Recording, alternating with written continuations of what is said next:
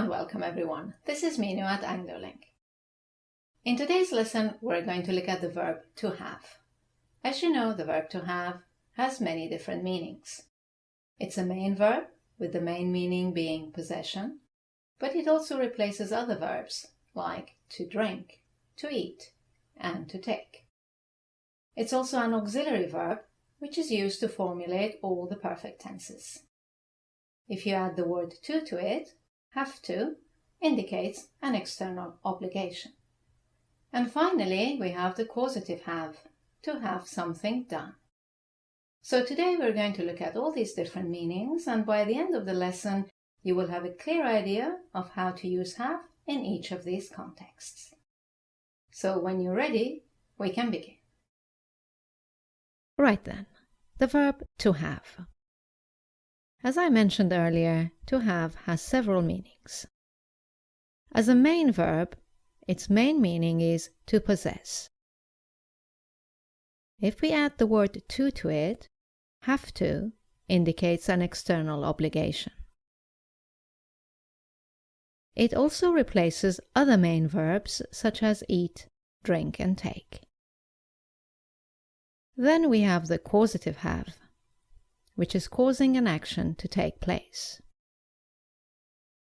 And finally, it is also an auxiliary to formulate a perfect tense. So let's start with the first meaning, to possess.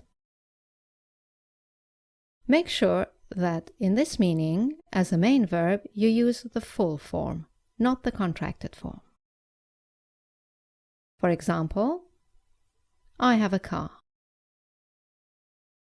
She has 3 children. We have an idea. He had a cold. Note that you can add the word got without changing the meaning. But be careful that if you add got, it is better to use the contraction. For example, I have a car, or I've got a car.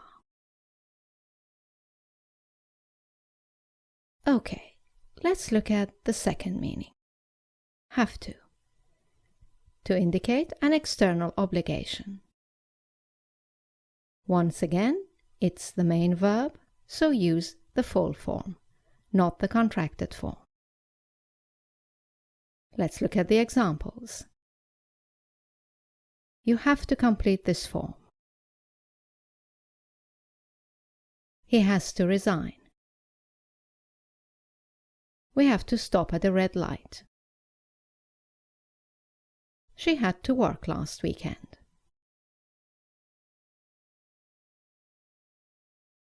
Note that once again you can add the word got without changing the meaning. And if you add got, it's better to use the contraction. For example, you can say he's got to resign, and it's exactly the same as he has to resign. Okay, moving on to the third meaning. Have replaces other verbs such as eat, drink, and take. Once again, it is the main verb, so use the full form and not the contracted form. For example, we had dinner early. She has a cup of tea every morning. Let's have a break. Have a seat, please. Note that in this meaning you cannot add the word got. Add got only when the meaning is possession or obligation. Okay, let's look at the causative have now. The causative have also is the main verb, and therefore you must use the full form. There are 2 possibilities. It can be active or passive. In the active sense, you say to have someone do something. In the passive construction, it is to have something done. Let's look at some examples. Active. I have the garage service my car once a year. Let's remove the garage, the actor, and change it into the passive form. I have my car serviced once a year. Another example, in the active form, he had a gardener cut the grass last week. Let's change it to the passive form. He had the grass cut last week. And one final example. I will have my assistant send you a copy. Changing it to the passive form, we will get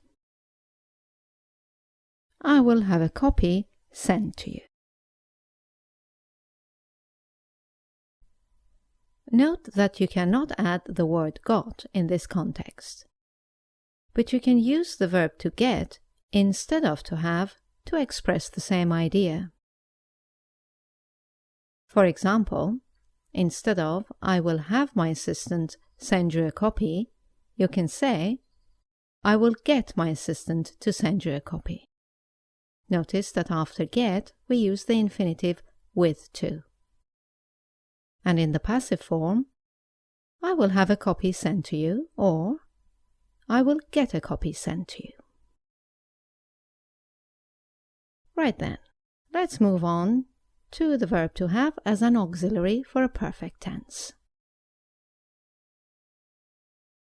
In this case, use the contracted form in spoken English and the full form in written English. Let's look at the examples. We've started. It's arrived. I've been waiting for a long time. They'd seen it before. One particular point you have to be careful of is how to make negatives and questions in the present and past simple tenses. When to have is the main verb, used in its full form, treat it as any other main verb and use do, does, and did to formulate a negative or a question. For example, I have a car. Negative. I don't have a car. Question. Do I have a car? Next example. He has to resign. Negative. He doesn't have to resign.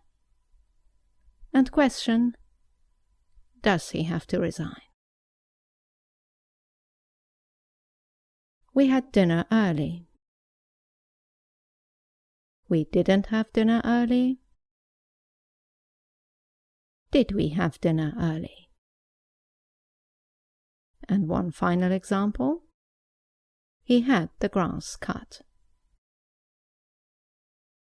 He didn't have the grass cut. Did he have the grass cut? However, when to have is followed by got, or is the auxiliary of a perfect tense, then use direct negative and question forms. For example, we've got to complete this form. Negative. We haven't got to complete this form. And question. Have we got to complete this form? Another example. She's got 3 children. Negative. She hasn't got 3 children. And question. Has she got 3 children?